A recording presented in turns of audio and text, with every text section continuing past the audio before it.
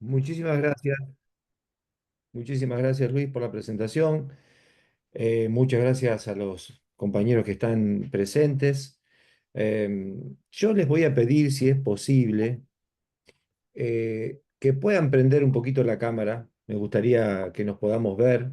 Me gustaría que podamos tener, si bien no deja de ser virtual, un, un encuentro cara a cara que me parece una primera instancia comunicacional importante entre los seres humanos, que puedan verse, que puedan conocerse, que puedan eh, mirarse un poco a los ojos. Eso me parece importante. Buenas noches para todos. Muchas gracias por la invitación, Luis, para trabajar con los compañeros acerca de un tema que yo vengo trabajando hace un tiempo largo. eh, a ver cómo podría explicarle. Cuando yo soy, mi título de grado es licenciado en Comunicación Social, estudié en la Universidad Nacional de Rosario, ciudad de la que soy oriundo, estudié en mi universidad, la universidad de mi ciudad, y entonces durante un largo tiempo pensaba cómo conjugar el tema de el entrenador de fútbol, sus competencias profesionales y la comunicación propiamente dicha. Y eso me llevó un tiempo y me sigue llevando un tiempo importante, porque la comunicación, como la vida misma, es un devenir que está todo el tiempo en movimiento. Y como el fútbol es una actividad humana, también está todo el tiempo en movimiento y en constante transformación. Y la comunicación, obviamente, como resultante de una actividad humana, no deja de tener esas mismas características.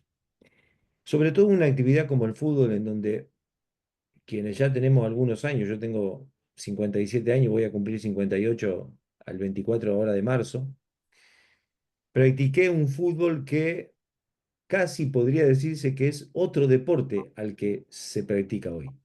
Las metodologías de entrenamiento cambiaron, pero de una forma abismal. La preparación de los entrenadores también. La capacidad cognitiva de nuestros futbolistas ha cambiado mucho también. Y no les estoy hablando de jugadores profesionales, ¿no? Estoy hablando de los jugadores de fútbol infantil hasta el profesionalismo. Ustedes que trabajan en el ámbito del fútbol, por supuesto, y que a lo mejor algunos son medio contemporáneos conmigo, seguramente habrán experimentado este cambio rotundo que aún sigue produciéndose. En ese sentido, creo que la comunicación es una competencia profesional, por lo menos yo la entiendo así. Cuando digo competencia, me estoy refiriendo a una capacidad profesional que pueda tener cualquier individuo que, en este caso, un entrenador de fútbol.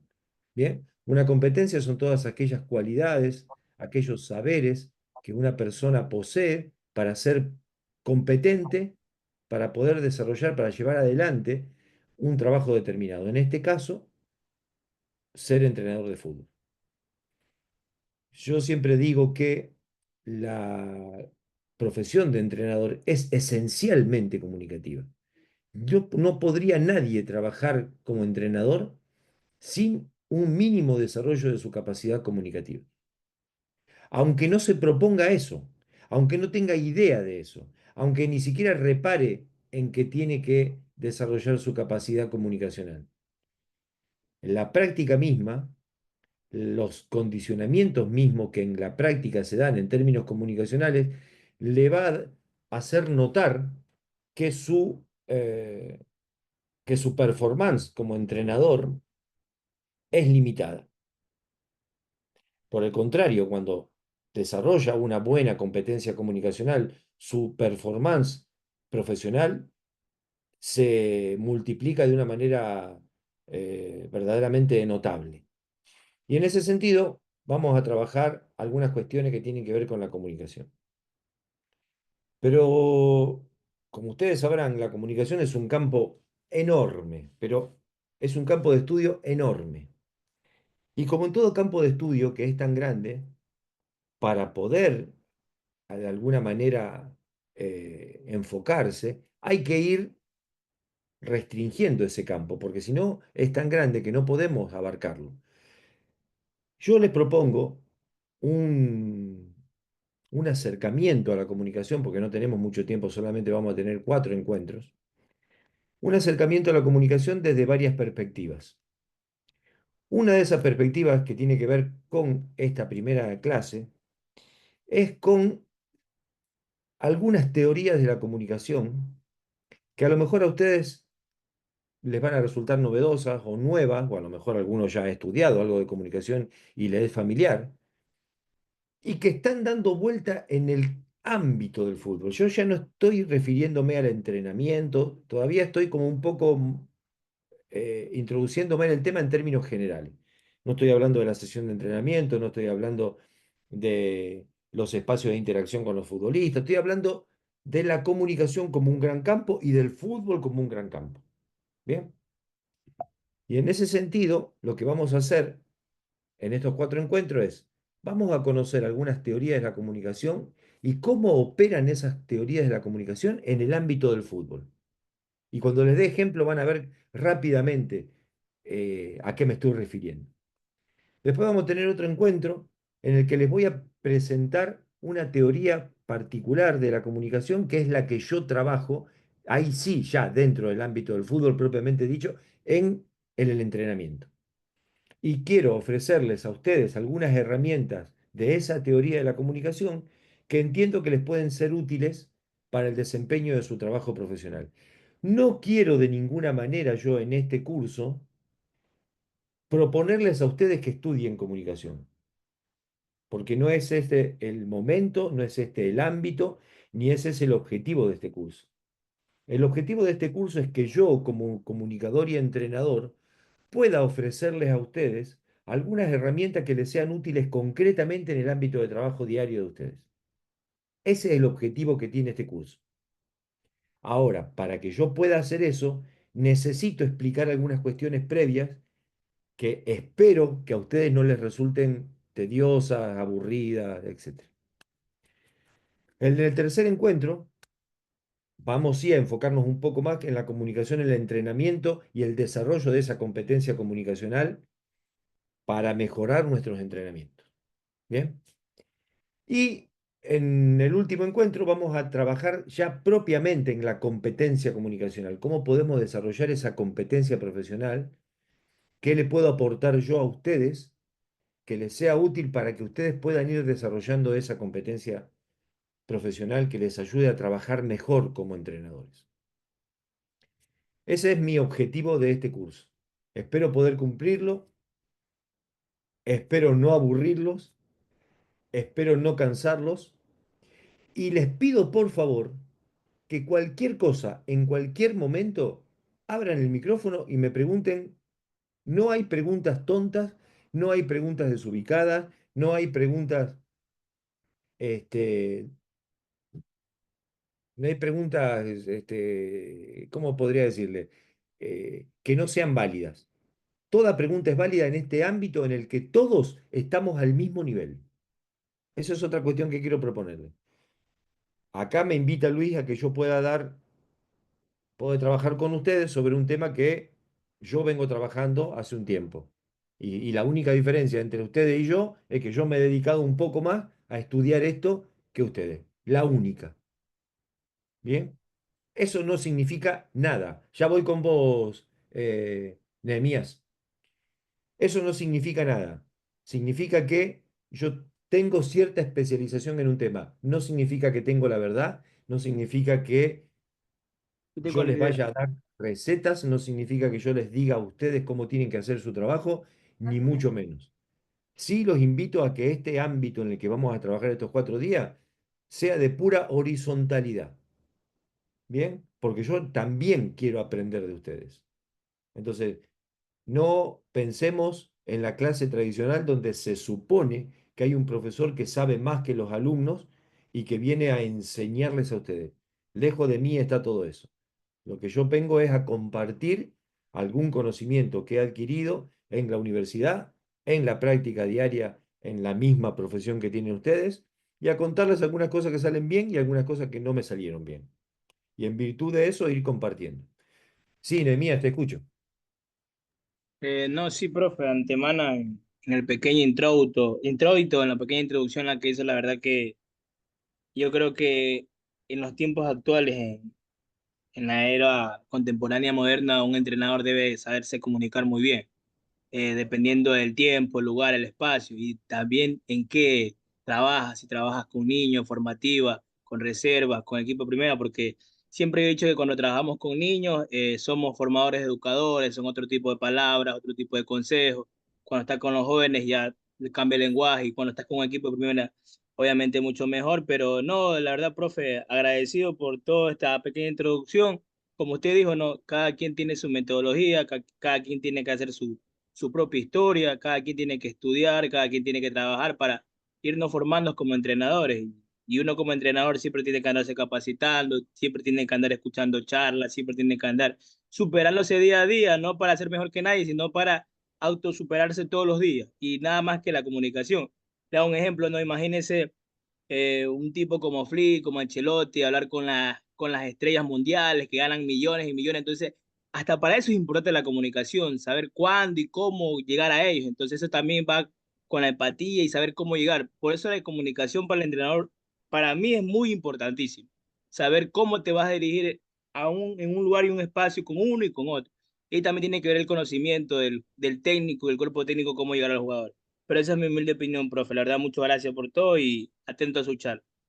Totalmente, Nehemías, totalmente. Y es más, rescato algo importante que dijo Nehemías, que a mí se me pasó por alto, pero no es menor y es re importante, es que desde la perspectiva en la que nosotros trabajamos la comunicación, pensamos que toda relación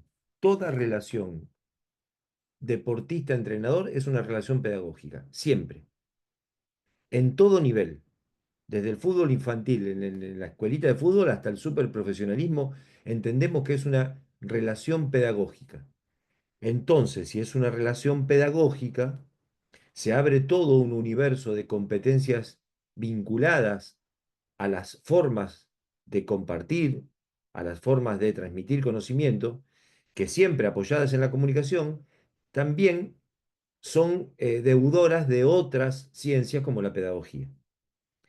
Entonces, ahí es donde empieza a aparecer el concepto de complejidad, que ya lo vamos a ir viendo, pero no lo quiero hacer difícil, ni rebuscado, ni nada por el estilo, sino que vamos a ir poniéndole algunas cosas un nombre, pero las vamos a ir traduciendo al lenguaje común que ustedes habitualmente utilizan. Entonces, bueno, dicho esto, ¿cómo es la estructura del- de las sesiones que vamos a trabajar? Vamos a arrancar nomás con la primera.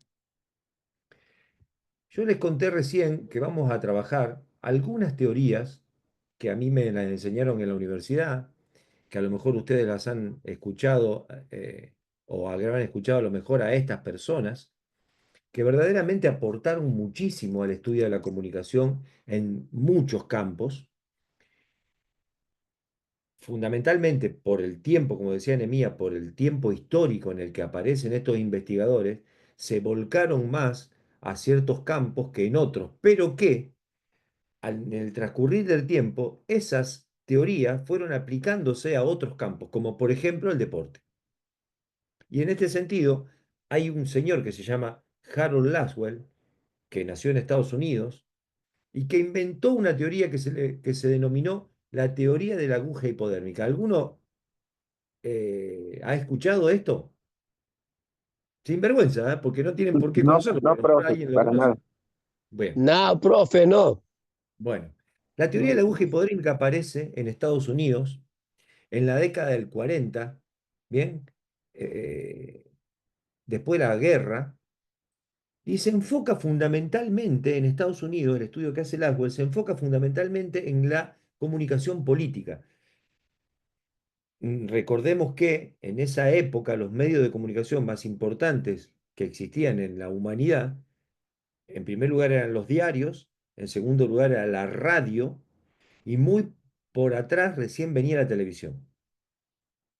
Entonces, toda la propaganda política de esa época, fundamentalmente en una sociedad como la norteamericana, que estaba envalentonada por cómo le había ido en la guerra, eran esos medios de comunicación. Entonces, se pensaba que a través de los medios de comunicación, a través de los mensajes políticos de los medios de comunicación, se podía manipular la voluntad del electorado. ¿Bien? Entonces, en ese sentido, Laswell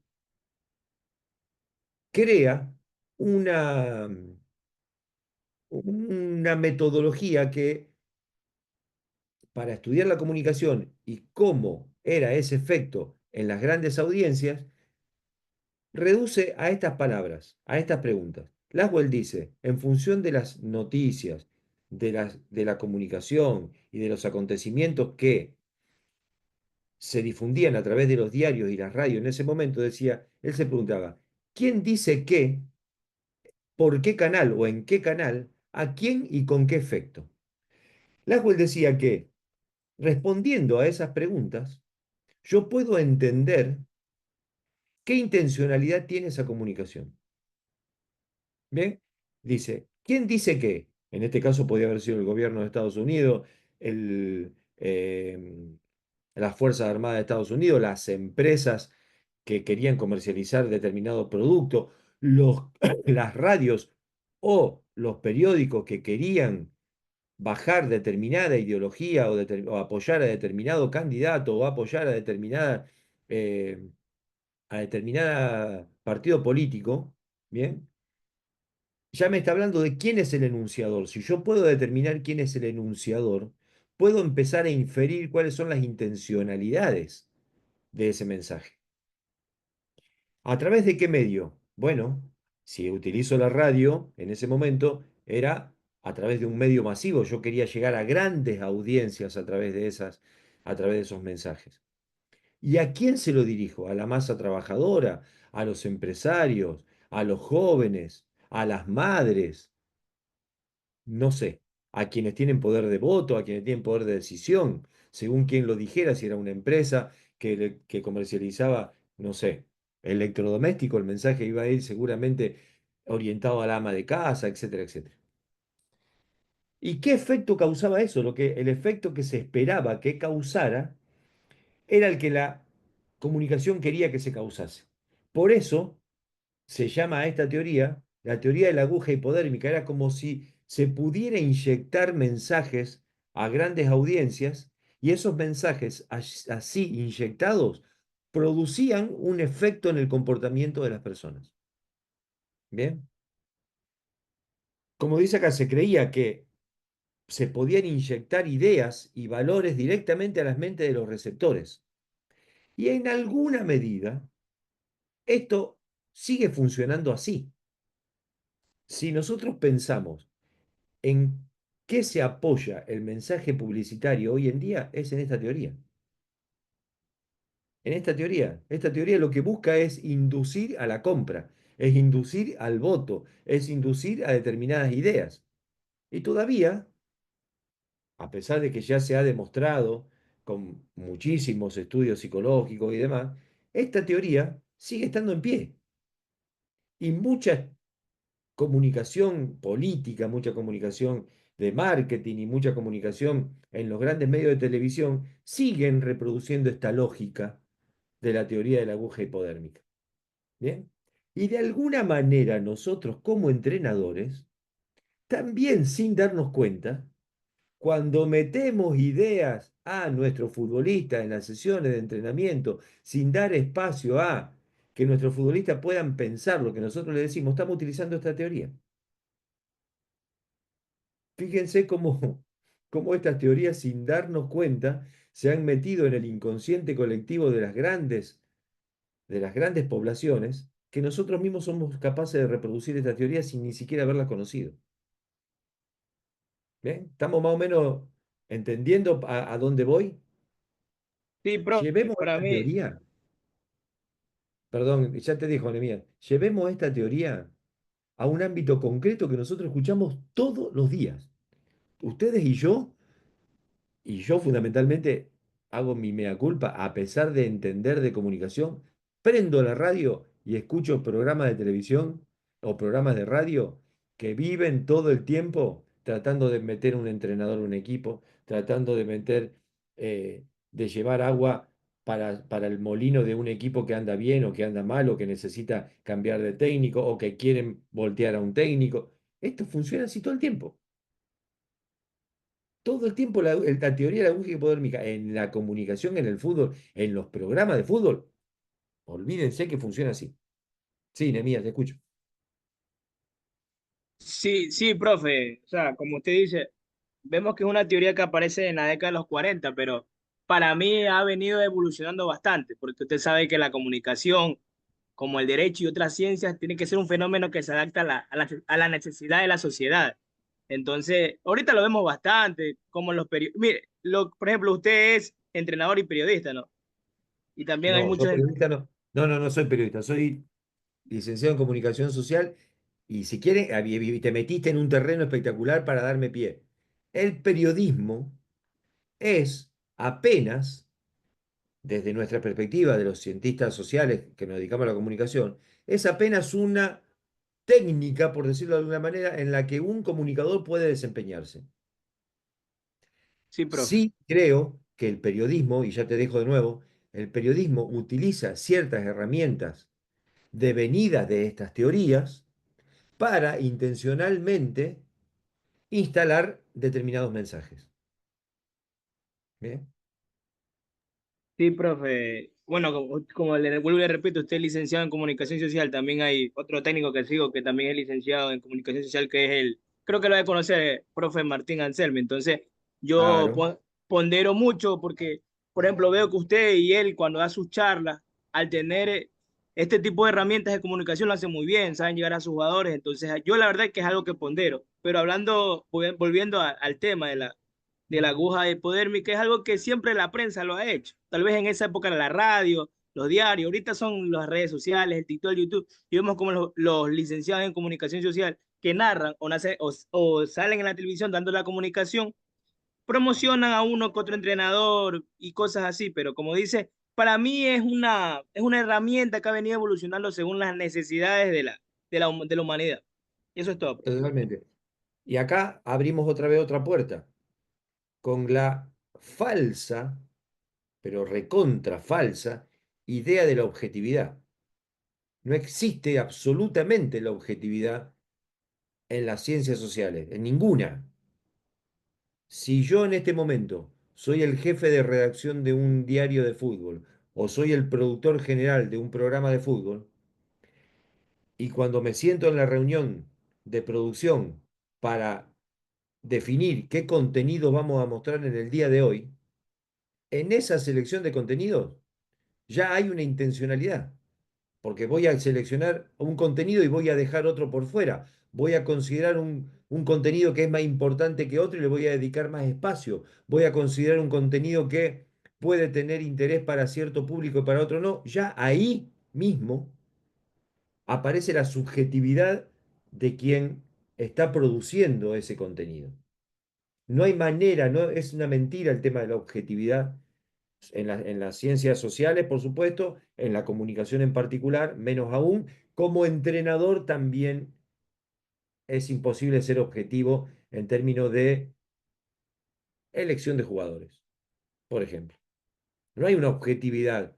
Por más que yo pueda mirar, cotejar datos, hay algo de mi decisión que es propia de mi subjetividad, que es propia de mi manera de ver el fútbol y que tiene que ver con mi historia en relación al fútbol, cómo viví el fútbol, cómo me enseñaron el fútbol, cómo siento yo que se debe jugar el fútbol, e inconscientemente ese cristal a través del cual yo miro el fútbol hace que tome decisiones que sean distintas a las de otra persona. Cierro este paréntesis y seguimos en el tema que que nos trae acá. Aparece en la década del 50 otro señor, también de Estados Unidos, que se llama Paul Lasserfeld. Y Paul Lasserfeld inventa la teoría de dos pasos de flujo de la comunicación. ¿Y qué dice Lasserfeld? Que los medios de comunicación son incapaces de transmitir de manera eficaz un mensaje, por lo que es necesario la entrada de líderes de opinión. Entonces, Lasserfeld decía, para que una idea comunicacional tenga un impacto mayor, es necesario que las audiencias vean que hay líderes de opinión que adhieren a esa idea. No es lo mismo que salga Messi diciendo que un entrenador es bueno a que salga un jugador que no lo conoce nadie y que diga que ese mismo entrenador es bueno. Esto en mensaje, en la comunicación de marketing y comercialización es clave. Es clave. Los líderes de opinión, si determinado artículo lo usa fulano de tal, ya lleva consigo la idea implícita de que ese producto es bueno. Bien, entonces, esto en el fútbol es fundamental y todavía funciona con una fuerza tremenda. ¿Por qué hay periodistas que son más escuchados que otros? Entonces, esos periodistas, cuando hay una noticia que aparece en esos medios de comunicación, en donde aparecen esos periodistas que supuestamente son líderes de opinión, esas opiniones tienen más valor que si las dijeran en programas que tienen poca audiencia o en periodistas que no son tan conocidos. Entonces, este es otro elemento, esta es otra teoría que en el ámbito del fútbol aparece mucho y en el ámbito que nosotros nos movemos también. Y esto pasa habitualmente, y ustedes si trabajan en escuelitas de fútbol, pasa mucho cuando, por ejemplo, hay padres de chicos que llevan su hijo a la escuelita donde ustedes trabajan y hablan bien o mal de un entrenador. Si hablan bien de un entrenador, es posible que atraiga chicos de otros lados a que vengan a la escuela de ustedes. Si estos padres que son muy influyentes hablan mal de la escuela, si dicen que la escuela no le da bolilla a los pibes, que los profesores se le pasan todo el tiempo mirando el celular durante el entrenamiento, etcétera, etcétera, etcétera, que esos padres son escuchados y tienen influencia sobre otros padres, lo más probable es que se lleven a los pibes y que vos te quedes sin trabajo. Fíjense cómo funciona esto también en todos los ámbitos.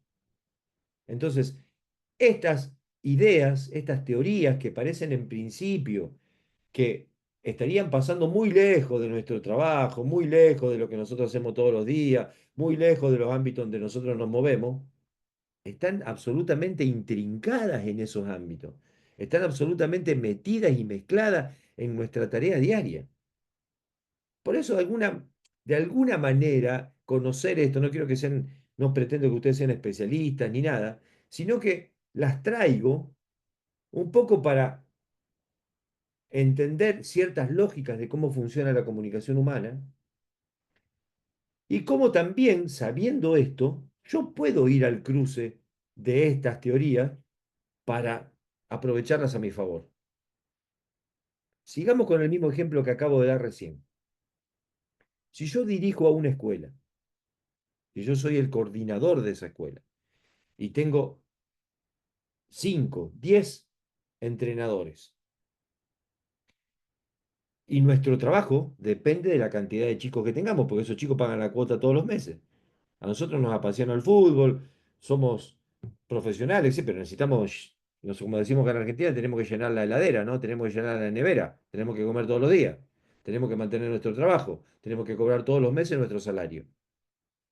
Y nuestro salario depende de que el coordinador o dueño de la escuela cobre la cuota de cada vez más chicos que vienen a entrenar a nuestra escuela. Entonces, si yo soy consciente de que hay cierta lógica de comunicación que funciona así, ¿qué podría hacer yo, por ejemplo, aprovechando del conocimiento que tengo de esto? Por ejemplo, por ejemplo, podría hacer reuniones de padres quincenalmente o mensualmente en donde vengan los papás, el entrenador de esa categoría o de ese grupo de chicos y el coordinador, le vamos a dar una charla explicándole la metodología de nuestro entrenamiento. ¿Qué hacemos nosotros en el entrenamiento? ¿Por qué lo hacemos y para qué lo hacemos? Eso, por ejemplo, sería un aspecto diferenciador de otras escuelas que no hacen eso. Pero además, estaríamos buscando que aquellos líderes de opinión que están dentro de nuestro grupo de padres sean un agente multiplicador de esta imagen que nosotros queremos darle a nuestra institución.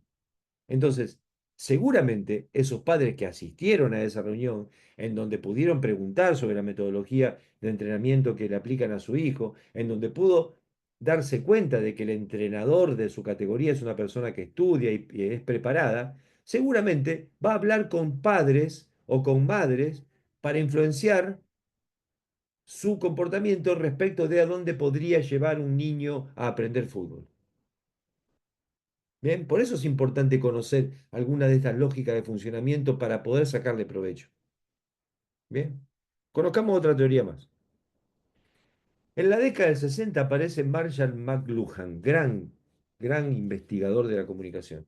Estos tipos, sin estos tipos, para mí tienen un valor enorme estas personas, porque sin ellos yo no hubiera podido llegar a estudiar lo que estudié y a formarme en los nuevos métodos de comunicación en la que todos nos seguimos formando hoy en distintas universidades de nuestra América Latina. Marshall McLuhan dice, el medio es el mensaje, esto probablemente lo hayan escuchado. Dice, el medio es el mensaje, dice McLuhan.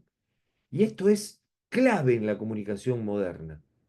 Dice el tipo, los medios de comunicación no solo transmiten información, sino que también influyen por la importancia misma del medio en nuestra forma de pensar, de sentir y de comportarnos.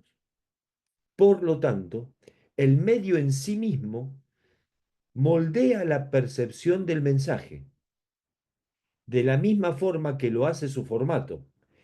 El medio es el mensaje porque la forma en que se presenta la información puede ser tan importante como el contenido mismo de esa información. Y en este sentido, lo que podemos ver, por ejemplo, en América Latina, por ejemplo, las grandes cadenas deportivas, ESPN, Fox, etcétera. Esos canales de televisión, esos medios de televisión, esos grandes portales en donde tienen cubierta todas las modalidades de llegar a América Latina con el fútbol de nuestro continente, es casi más importante que el mensaje mismo.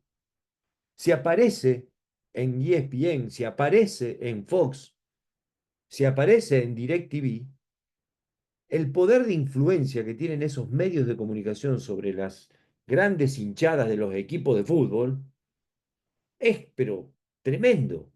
Si mañana ESPN se le cruza a un entrenador, yo te puedo asegurar que en menos de un mes lo voltea. En menos de un mes lo voltea.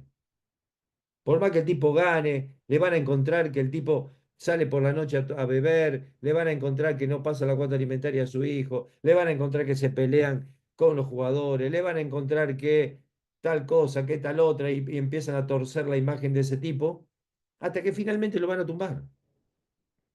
Por eso, dice McLuhan, luego de la década del 60 y en adelante, y hoy fundamentalmente, este concepto de que el medio es el mensaje cada vez cobra más importancia. Los grandes monopolios mediáticos tumban gobiernos. Imagínense en el ámbito del fútbol. Imagínense a escalas infinitamente menores en el ámbito donde nosotros nos movemos. Aquellas, ahí voy, Nemías, ahí voy en el caso de aquellas radios que se dedican solamente a pasar los resultados de las divisiones inferiores, que son las únicas y poquitas, ¿bien? Entonces, pasa acá en Argentina, no sé, en Ecuador, ustedes ya me contarán, pero seguramente hay medios que son muy específicos o perfiles de Instagram que son muy específicos de algo y que tienen mucha audiencia de esa especificidad de ese mensaje, por ejemplo. Si ese medio en sí mismo desaparece, ya no hay más noticias sobre esos contenidos. Fíjense lo importante de esto. Sí, Nemía, te escucho. Sí, profe, analizando esta dos teorías que nos ha enseñado, que es la de dos pasos del flujo de la comunicación. Es más, aquí un dicho coloquial en el Ecuador que dice, cuando el río trae piedras porque algo lleva. Claro. Entonces, más o menos lo que hacen los medios. A veces que, a ver, digo la verdad, con mi humilde opinión, yo creo que a veces los medios venden para bien o venden para mal. Por ejemplo, un caso Totalmente. mediático, ajá, Ahí está la pregunta. ¿A qué? Y acá me voy a Laswell. Cuando Laswell dice, ¿quién dice qué? hacete esa pregunta cuando vos escuchás una noticia. Ay, me acordé de Laswell. ¿Quién dice qué? ¿Por qué canal? ¿A quién? ¿Y qué efecto quiere causar? Cuando yo empiezo a hacer esa pregunta sobre una noticia, empiezo a rasgar a ver qué hay debajo de la alfombra. Y ahí empiezo a darme cuenta. Che, este tipo está hablando de fulano. ¿Y quién es este tipo? ¿Y con quién habló? ¿Y qué dijo? Ah, pero pará. Entonces acá hay algún interés que está, ta. Y ahí me puedo empezar a formar otro tipo de opinión crítica, que es la que yo pretendo que desde el punto de vista comunicacional nosotros podamos tener, es una visión crítica, no aceptar todo porque sí, ¿bien? Sino pasarlo por cierto tamiz que me permita analizar en términos comunicacionales por dónde viene, hacia dónde va, a quién representa, qué intereses defiende, qué efecto se quiere provocar con eso, ¿bien? Entonces, insisto con esto. Esto que dijo Nehemías también se dice en Argentina, cuando el río suena, algo trae. Y eso es verdad siempre. Cuando el río suena, ahora está en la calidad de las preguntas que nosotros le hagamos al río y en la profundidad de esas preguntas para desentrañar qué es lo que está detrás de eso. Bien. Y por último, vamos a la escuela alemana, que es la teoría crítica de la escuela de la comunicación basada en el marxismo, que los dos fundamentales investigadores son Adorno y Horkheimer, y que ellos ven a la comunicación desde una perspectiva marxista. ¿Y qué le da de diferente la perspectiva marxista a la comunicación?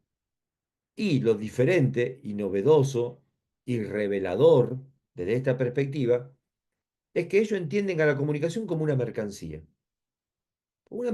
más que se comercializa en el capitalismo. Entonces dice, esta teoría plantea cómo las dinámicas de poder económicas, políticas y culturales se entrelazan.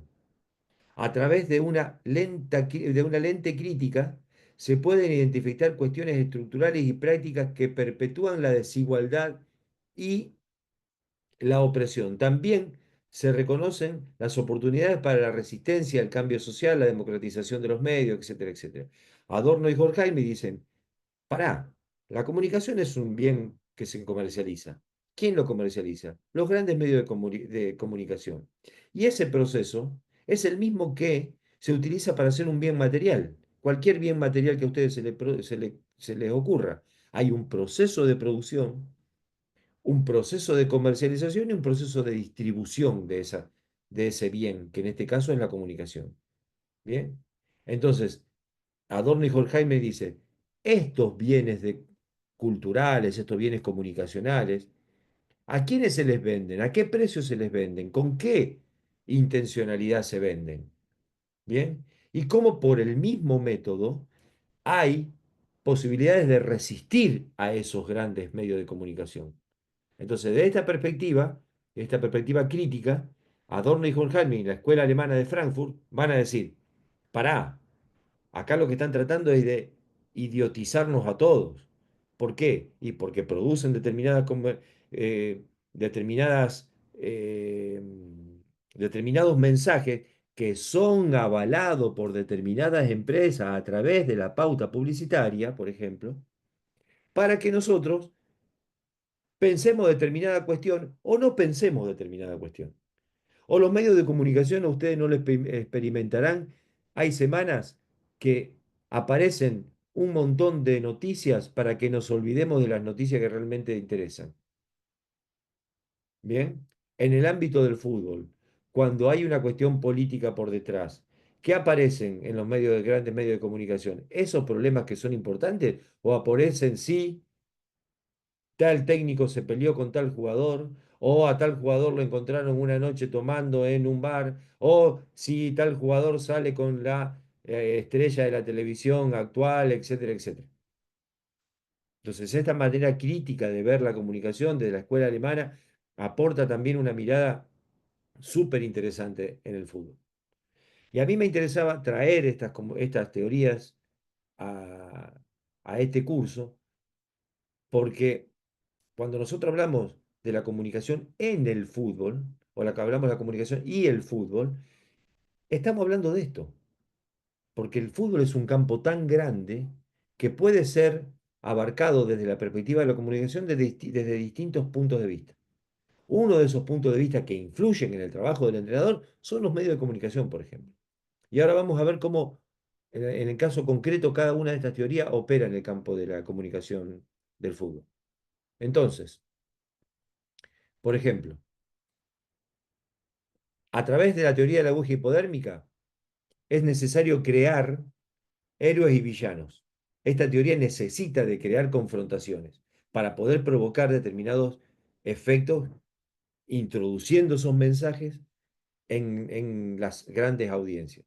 Vemos cómo los medios masivos de comunicación y las redes sociales influyen sobre la percepción sobre jugadores, entrenadores y equipos, glorificándolos o demonizándolos según los intereses particulares que se pretendan perseguir. Entonces, esta utilización de la aguja hipodérmica lo que hace es, de algún modo, crear héroes o crear villanos a través de aquellos mensajes que inyectan, en este caso los medios, las redes sociales son, pero especiales para eso. Bien, por ejemplo, esta teoría en el ámbito del fútbol se utiliza para influenciar sobre la opinión pública.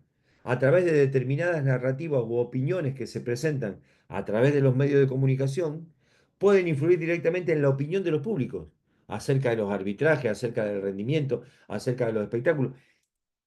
Miren, en Ecuador hay VAR, ¿no? En los partidos. Sí, ¿verdad?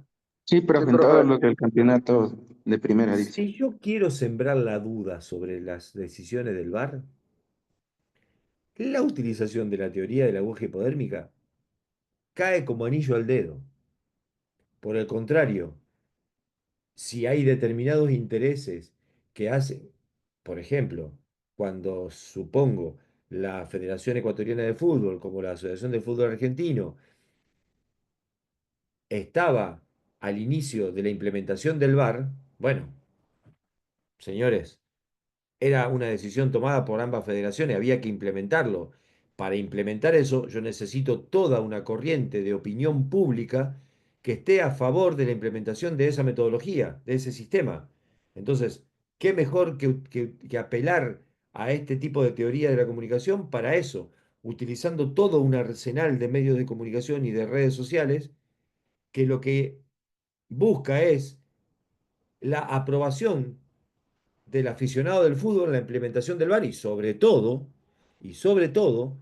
a respetar lo que el VAR dice, a dar por sentado que lo que se dice en el VAR es palabra santa. Entonces, esta teoría, para influir sobre la opinión pública sobre un tema particular en el ámbito del fútbol, la vemos todos los días a diario, sin que nosotros nos pongamos a pensar, ah, mirá, en este momento están utilizando la aguja hipodérmica. No, no, no podemos pensar eso. Somos víctimas de esa metodología de comunicación. ¿Vos tenés la mano levantada de antes, Nemía, o iba a decir algo ahora? Sí, profe, iba a decir algo. Quería hacer un ejemplo, por ejemplo, a veces con los técnicos de selecciones, a veces cuando viene la convocatoria y a los licenciados en comunicación o a los periodistas no les gusta, y ahí comienzan con la aguja hipodérmica, no, que este jugador sí, que el otro que no. Por ejemplo, un ejemplo reciente, lo que está pasando con Pep Guardiola, o sea, que antes era un capo, se la sabía toda, ahorita no le sale nada, entonces, como usted dice, todos somos víctimas de esta teoría, profe.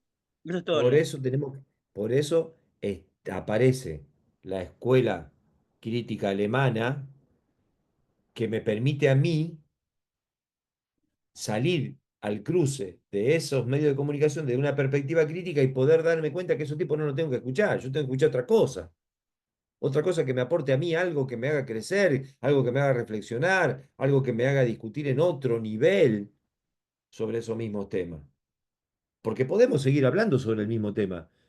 Podemos seguir hablando si Guardiola está en una etapa de crisis o no, pero lo podemos hacer de una perspectiva que nos enriquezca todo. Podemos ponernos a analizar los últimos 20 partidos de Guardiola. Podemos ponernos a analizar las decisiones que tomó, los jugadores que puso. Y ahí es otro tipo de discusión.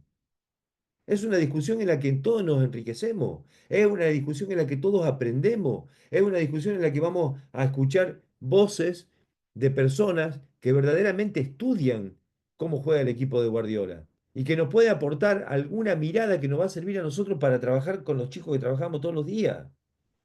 Entonces, ven que el mismo tema puede ser abordado de distintas maneras y en algunos será pura farándula y en otro el mismo tema puede ser un objeto de estudio. Nosotros con nuestra mirada crítica tenemos que elegir qué escuchamos. Bien, sigamos con esta cuestión de la aguja hipodérmica, cómo se usa en el ámbito del fútbol y en el marketing y la publicidad, ni hablar. Es lo que sustenta el discurso publicitario, esta teoría. Las campañas publicitarias y de mercadotecnia en el fútbol pueden tener un impacto inmediato y significativo en los hábitos de consumo de los aficionados. Olvídense. Miren, yo no sé si en los equipos que ustedes, seguramente sí, en el equipo que yo trabajo y del cual soy hincha, que es Rosario Central, hace apenas 2, 3 meses el equipo cambió la marca de la indumentaria. Yo no sé cómo será en Ecuador. Acá es una cosa increíble. Un tipo paga cualquier dinero por la camiseta del equipo y en el primer partido oficial ves personas con esa camiseta que hace 10 días que se empezó a vender. El día del partido ves miles y miles y miles de tipos que fueron corriendo a comprar esa camiseta. Y que la camiseta de la marca anterior, que la compraron hace un mes, no la usan más. Es la misma camiseta del mismo equipo y me la puedo poner igual. Y sin embargo, no, me tengo que poner la camiseta de la marca que se usa ahora. Es, es re irracional eso, pero funciona así y funciona. ¿Eh? Salen corriendo a comprar la camiseta de un modo, pero tremendo. No sé ya los miles de camisetas que se vendieron en mi ciudad de mi equipo.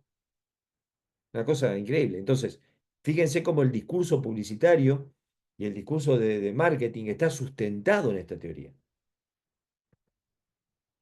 Bueno, con las promociones de eventos ni hablar. La cobertura mediática de eventos como la Copa del Mundo, por ejemplo, o la Champions League, pueden aumentar enormemente el interés y la participación del público. No nos vayamos a estos megas eventos, no nos vayamos a estos mega eventos. Los eventos de ustedes de todos los fines de semana.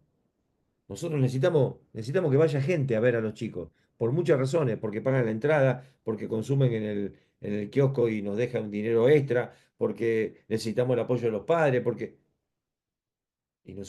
y apenas tenemos las herramientas. ¿Y qué herramientas tenemos? Y tenemos nuestro Instagram, por ejemplo.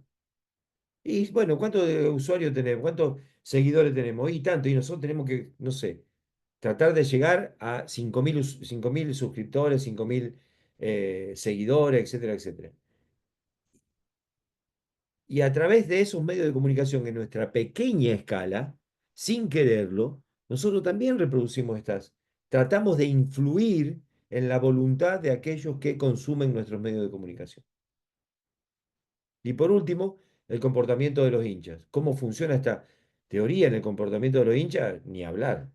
La forma en que los medios tratan el comportamiento de los hinchas para influir en cómo estos se comportan en los estadios. Miren, en Argentina, no sé si ustedes lo conocieron en Ecuador.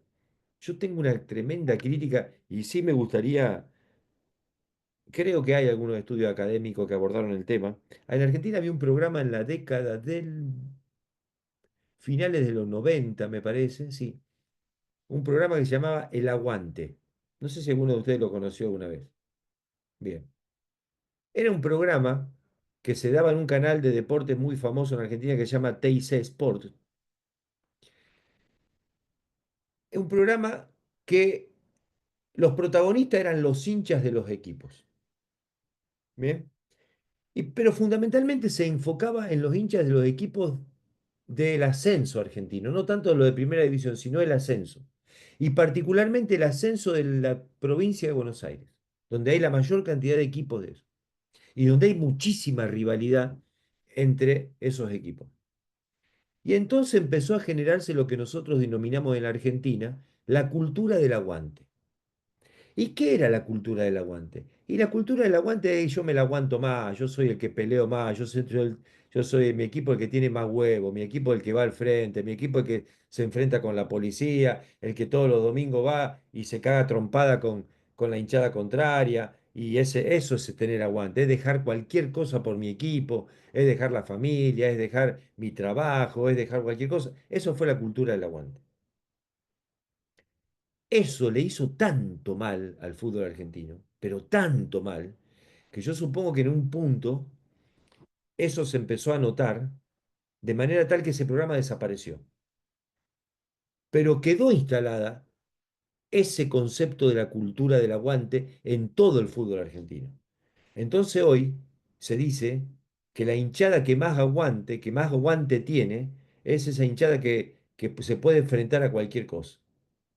No es la hinchada más seguidora, no es la hinchada que te llena estadio en otros lugares, no, no, no. Es la hinchada que pelea más, es la hinchada que es más violenta, es la hinchada que se puede enfrentar a cualquier fuerza de seguridad, es la hinchada que más destrozo hace después de que se pierde un clásico. Esa cultura del aguante fue la que generó un comportamiento en los hinchas argentinos, la verdad que tremendo. Bien. Y yo atribuyo mucho a ese programa en particular, a introducir en las hinchadas una manera de entender el fútbol, de vivir el fútbol, que fue absolutamente perjudicial. Esa es una teoría que yo tengo, que me gustaría que algún cientista social haga un estudio. Hay algunos estudios ya sobre eso, que tienen que ver con la violencia del fútbol y la cultura del aguante. Y que lo traigo a ejemplo de cómo funciona a través de los medios de comunicación la teoría de la aguja hipodérmica en el comportamiento de los hinchas. Sí, Nemías.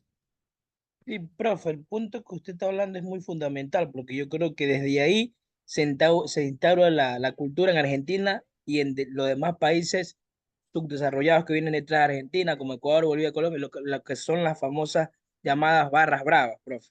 No sé si me Exacto, haga comprender. exacto, Entonces, exacto, es en exacto. el cual uno vive el fútbol de una manera muy apasionada, en el cual tú ves a tu hermano de barrio, otro equipo lo ves como enemigo y como usted dice, se lo quiere cagar a trompadas y un poco de cosas. Entonces, parece mentira, pero esta teoría instaura muchas cosas culturales que a lo mejor puede desaparecer el programa o el medio de comunicación, pero ya quedan sembradas en la sociedad. Totalmente, totalmente, totalmente. Por eso digo que estas teorías, en gran medida, en confluencia con otras teorías que también se conjugan y de alguna manera potencian, pero también hay como una contracara de eso desde otra perspectiva en la que también se puede trabajar desde el punto de vista comunicacional para salir a confrontar ese tipo de metodología comunicacional. En fin, empiezan ahí en la sociedad, en las audiencias, en las narrativas, a confluir distintas teorías que pujan por hacer comunicación de una manera distinta. Y acá aparece este concepto de complejidad. El concepto de complejidad es un concepto de Edgar Morin, un filósofo francés, que no tiene que ver con dificultad la complejidad. La complejidad tiene que ver con cómo muchos aspectos de un mismo problema confluyen en una misma problemática. Y ya lo vamos a ver esto con más detalle. Vamos a la teoría de los dos pasos. ¿Cómo funciona esa teoría en el fútbol? Por ejemplo, a través de la formación de opiniones, lo que hablábamos antes.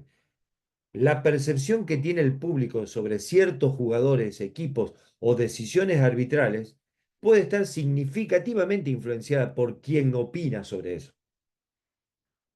En Argentina hay, por ejemplo, perdonen que traiga muchos ejemplos de Argentina porque no conozco, pido disculpas, no conozco muchos casos de Ecuador, pero seguramente debe pasar en Ecuador que hay exjugadores que trabajan como comentaristas. ¿Bien? En Argentina hay algunos muy buenos, como Diego Latorre, por ejemplo, que a lo mejor ustedes lo pueden ver en Ecuador, que Diego ha cambiado la manera de explicar el fútbol que vemos por la televisión. Y eso ha ayudado positivamente en la opinión de los hinchas de fútbol.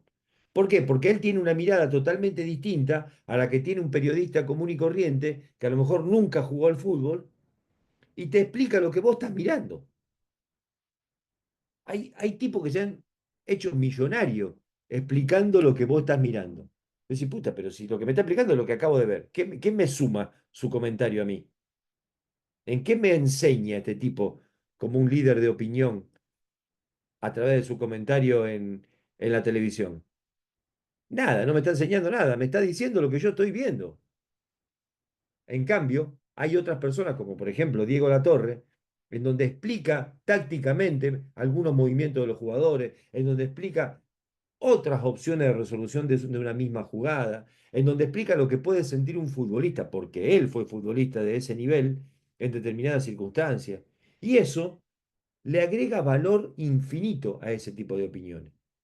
Y eso sí que ayuda a que los hinchas comunes y corrientes puedan empezar a ver el fútbol de una manera más crítica, de una manera más rica, de una manera más amigable con la manera de ver el fútbol que queremos, que pretendemos. ¿Bien? Por ejemplo, la cuestión de las tendencias y las modas, cómo se instalan determinadas tendencias. Bueno, ustedes, como nosotros y como muchos otros latinoamericanos que estamos influenciados por las metodologías españolas de entrenamiento, en Argentina, en la puta vida se le dijo balón a la pelota. La pelota fue la pelota siempre. No, ahora hay un montón que le dicen balón, por ejemplo. O muchos conceptos del fútbol, línea de pase. Línea de pase es un concepto que en Argentina no existía como tal, nombrado de esa manera. Pero las metodologías españolas, que en muchos de nuestros países tuvieron una fuerte raigambre, empezaron a cambiar el vocabulario y los conceptos del fútbol, por ejemplo. Y se instalaron modas, porque si el entrenador del equipo más importante de Ecuador en la conferencia de prensa se expresa con determinado lenguaje, obliga a que los periodistas pregunten en ese mismo lenguaje, obliga a que los hinchas se expresen de determinada manera, obligan a que los futbolistas de ese equipo se expresen. Bueno, se instalan modas y se instalan tendencias en virtud de quién las instala, del poder de convicción y de poder sobre las audiencias que tengan esos denunciantes. Por eso dicen estas personas que los líderes de opinión, en este caso, marcan tendencia e instalan modas. En los debates y discursos públicos, ni hablar, los líderes de opinión pueden facilitar y dirigir el debate público sobre temas importantes en el fútbol, sobre la corrupción en el fútbol, sobre el racismo en el fútbol, sobre el uso de la tecnología en los arbitrajes y otros problemas sociales vinculados al fútbol, como la violencia, por ejemplo. Entonces, esos líderes de opinión pueden influir positivamente o negativamente respecto de esos temas. Bien, por eso, en las grandes cadenas de televisión, a lo mejor se usa, bueno, en la política ni hablar, cada vez aparecen más personajes en el ámbito político de personas que no han tenido formación política, pero sí que son muy conocidas. Entonces, como son muy conocidas, su opinión es muy escuchada por la ciudadanía, entonces los grandes partidos políticos invitan a esas personas a que tengan un cargo público. No le importa si han sido formados en ciencia política o han tenido una larga trayectoria de militancia. No, no, no. Acá lo que importa es que una persona que es, que tiene buena imagen en las grandes audiencias, aparezca trayendo la voz que quiero que traiga. Bien, vamos con Laswell, perdón, con McLuhan. Entonces, la televisión es importantísima en la teoría de McLuhan. La transmisión en vivo de los partidos, los aficionados pueden ver los partidos en tiempo real desde cualquier lugar del mundo, lo que ha expandido enormemente la audiencia del fútbol. Miren, en Argentina es un tema muy preocupante, supongo que en Ecuador también, y que ha cambiado absolutamente la manera de ver el fútbol, que son las apuestas. Las apuestas cambiaron la manera de ver el fútbol, totalmente la cambiaron. Ya las personas que apuestan no se enfocan en el partido, Lo único que esperan es que, que aparezca lo que ellos apostaron. Están todo el tiempo pensando en cuántos corners van a haber antes del primer tiempo, quién va a hacer un gol, si va a haber tarjetas amarillas, cuánta falta hubo, porque apostaron a eso. Y, y peor aún, en Argentina, los grandes sponsors del fútbol son las plataformas de apuesta. Un problema tremendo. Nosotros tenemos un problema tremendo en los jugadores jóvenes que se la pasan apostando. La ludopatía hoy es un problemón enorme en Argentina. Llevemos este problemón a la perspectiva de McLuhan. Hoy se convirtió más importante la plataforma de juego que el fútbol mismo. Fíjense si el medio no es el mensaje. Es clarísimo. Un tipo en la década del 50 dice, lo importante es el mensaje, muchachos. Es tan importante el medio por el que se va a transmitir un mensaje que el mensaje mismo, dijo el McLuhan. Y hoy, decenas de años después, les puedo dar miles de ejemplos de eso, como el que le acabo de dar recién. Bueno, las redes sociales e internet, ni hablar, ni hablar. Hoy los influencers, personajes que no existían hace 10 años, ni la palabra existía. Influencer, tipos que influyen sobre los demás, tipos que tienen en un canal de YouTube millones de reproducción, un tipo que no lo conoce ni la abuela, pero el tipo consigue que lo vean millones de personas. Entonces las marcas lo que hacen, si este tipo que lo ven millones de personas utiliza determinado producto, olvídate que nada, que es más importante que el producto mismo que aparezca en ese canal. Bueno, videojuegos, realidad virtual, los videojuegos de la FIFA, etcétera, etcétera. Todas estas cuestiones demuestran, no quiero aburrirlos con esto, insisto, quiero que toda esta parte de nuestro curso, lejos de aburrirlos, pueda de alguna manera despertar cierta curiosidad en ustedes acerca de cómo estas teorías están presentes en nuestra vida cotidiana en el ámbito del fútbol, ¿no? Transformación del mensaje. El medio afecta profundamente el mensaje. En el fútbol, las plataformas a través de las cuales se consumen, la TV, el streaming, la radio, etcétera, moldea la percepción del juego y la experiencia del aficionado. Estas nuevas narrativas que se encuentran en la historia, que ha cambiado la historia del fútbol, por ejemplo, los documentales de Netflix, pueden ofrecer una narrativa detallada y emocional sobre la vida del jugador. Mire, yo siempre en otras materias que doy acá en la Universidad Nacional de Rosario, les comento a mis alumnos una experiencia brasilera formidable, maravillosa, que a lo mejor ustedes la conocen. Acá hay jugadores, personas jóvenes, pero seguramente si yo le nombro a Sócrates, un jugador brasileño, no sé si alguna vez han escuchado hablar de Sócrates. Sócrates fue un grandísimo jugador brasileño, capitán de la selección brasilera, jugó mundiales, médico de profesión, con una cabeza maravillosa. Creó en la década del 70 lo que se llamó la democracia corintiana. Les dejo este concepto para que lo busquen. Busquen información acerca de la democracia corintiana.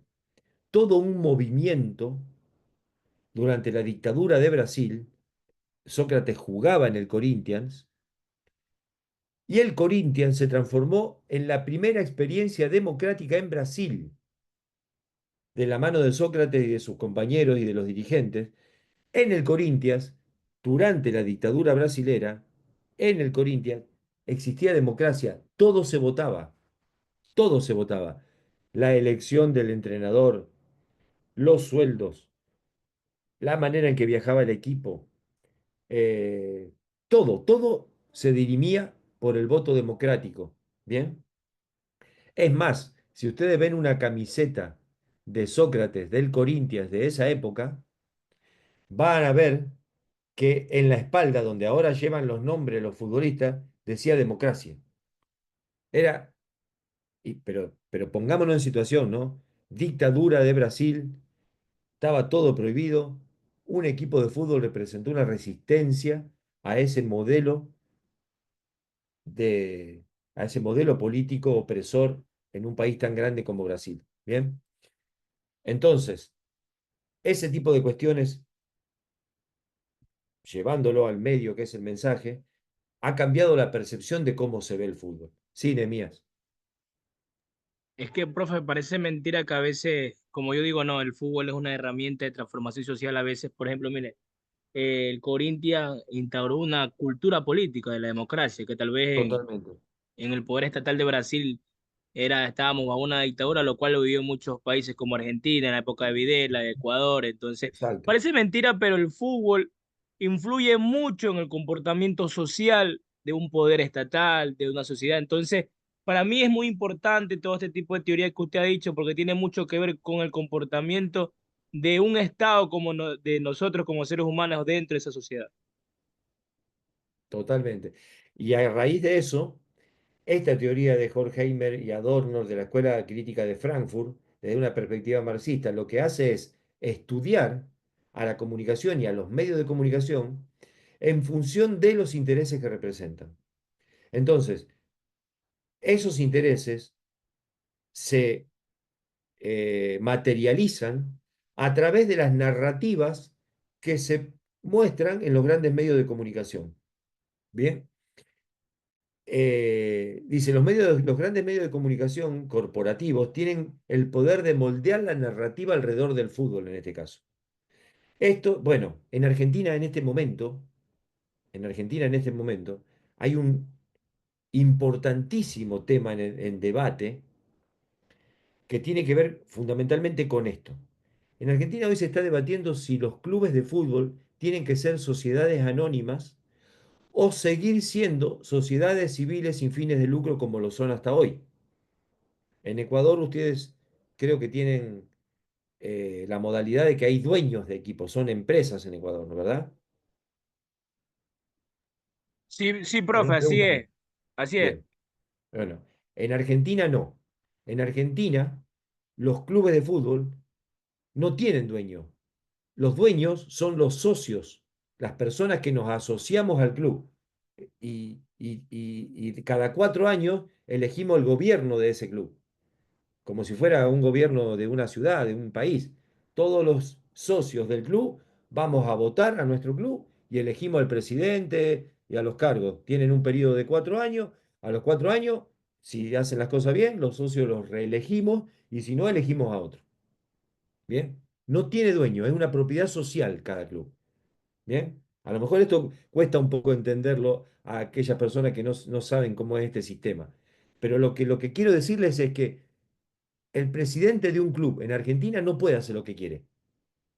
No puede hacer lo que quiere. Necesita el voto de los socios, necesita la aprobación de los socios. Bien, pero nosotros en el país hoy tenemos un gobierno liberal que quiere que el Estado no exista, que todo sea privado, que el mercado regule la vida de las personas. Y entonces lo que impulsa es que se modifique el estatuto de la Asociación del Fútbol Argentino y que permita que convivan clubes que tengan dueño con clubes que sean sociedades civiles sin fines de lucro. Este es el gran debate que se está dando hoy en los grandes medios de comunicación deportivos de Argentina. Y yo puedo ver, y cualquier persona que tenga cierta mm, manera de análisis crítico puede ver, para quién juegan cada uno de esos canales, qué interés se defiende, qué quieren promover, qué idea quieren instalar en los hinchas de fútbol. De hecho, hoy el equipo que más está avanzado en ese tema es Estudiantes de La Plata. El presidente de Estudiantes de La Plata es eh, Sebastián Verón, un gran futbolista argentino que jugó en Europa, en la selección argentina, etcétera, etcétera. Verón quiere impulsar las sociedades anónimas, pero no lo puede hacer porque a él se le ocurre. Él tiene que hacer una asamblea de socios y los socios en esa asamblea tienen que votar si aceptan esa propuesta o no. Y eso es un tema tremendo. en la ciudad de La Plata, eh, donde está el Club Estudiante de La Plata. Y hoy por hoy, hasta ahora, no ha podido implementar esa metodología. Entonces,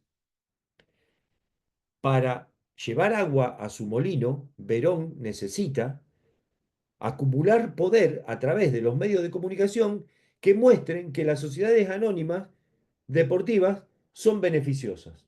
Por el contrario, hay otros medios de comunicación que demuestran a través de otras experiencias en otros países que estas maneras de gestionar el fútbol no es tan brillante ni tan color de rosa como la pintan estos medios de comunicación. Bueno, y ahí está la puja que si la analizamos desde la perspectiva crítica de la Escuela de Frankfurt, de Adorno y Horkheimer, vamos a darnos cuenta enseguida cómo esos medios responden a determinados intereses económicos.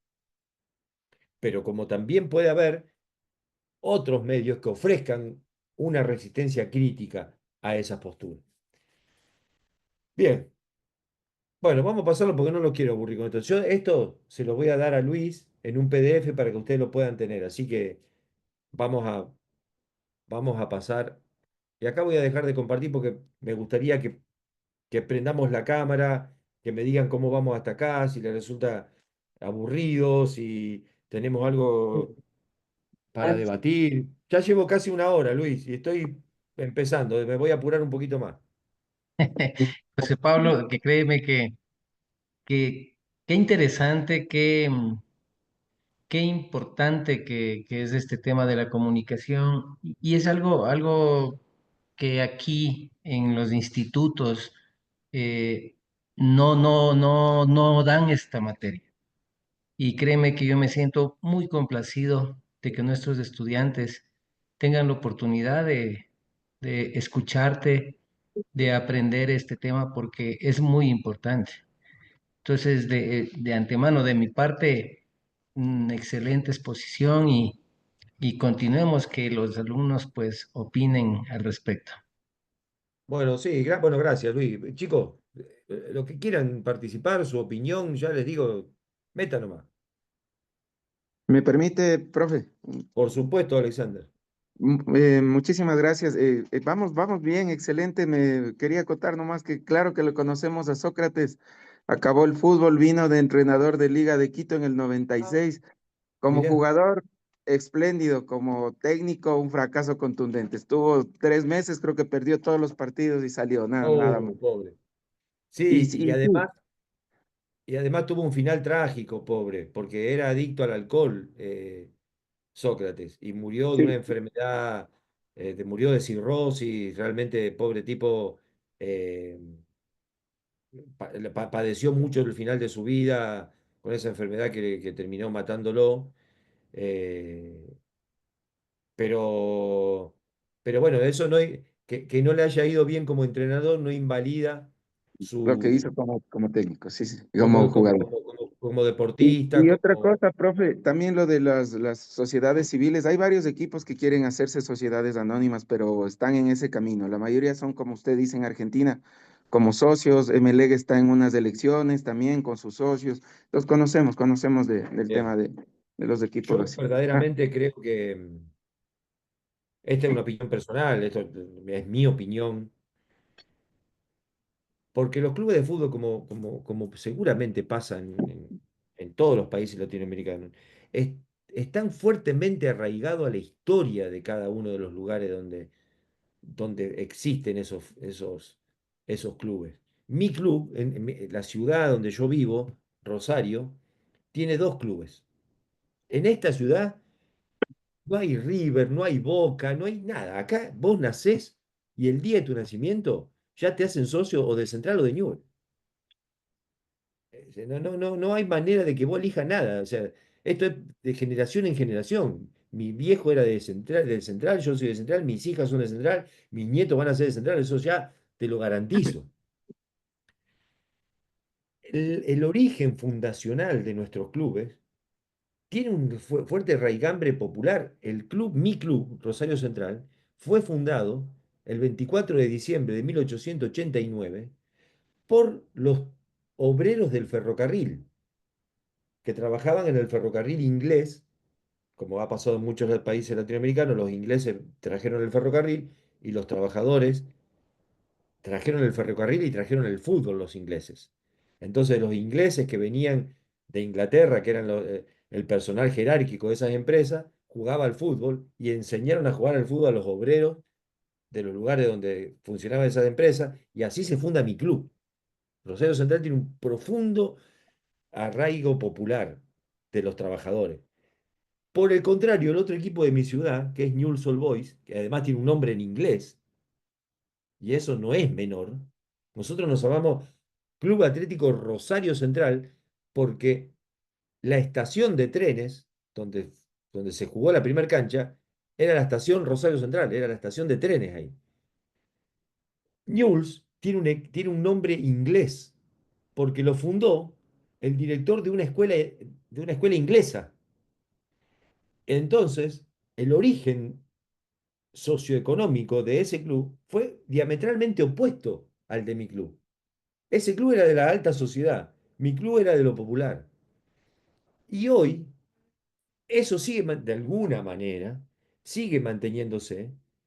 Y eso es un valor, es un activo que tenemos los clubes, que tiene que ver con que nos sentimos dueños y fundadores y tenemos el legado de seguir manteniendo esos clubes.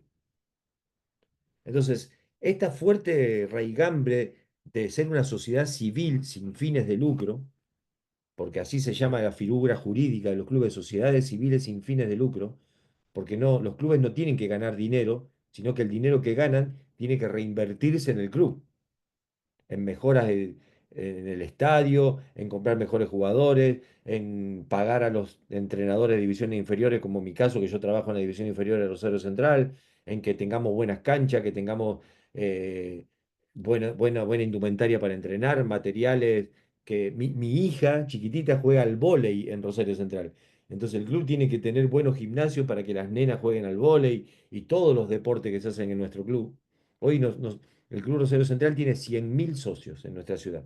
En una ciudad de 1 millón de habitantes, el 10% de esa ciudad es socia de Rosario Central.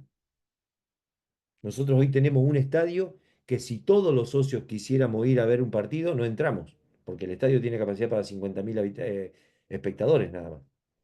Y tiene 100.000 socios, pero tiene 500.000 hinchas, que no todos son socios del club. Entonces, todo eso hace a nuestra historia.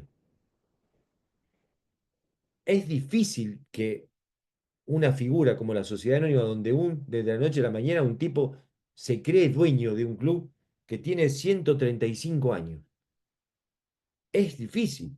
Nuestro club tiene 135 años de historia.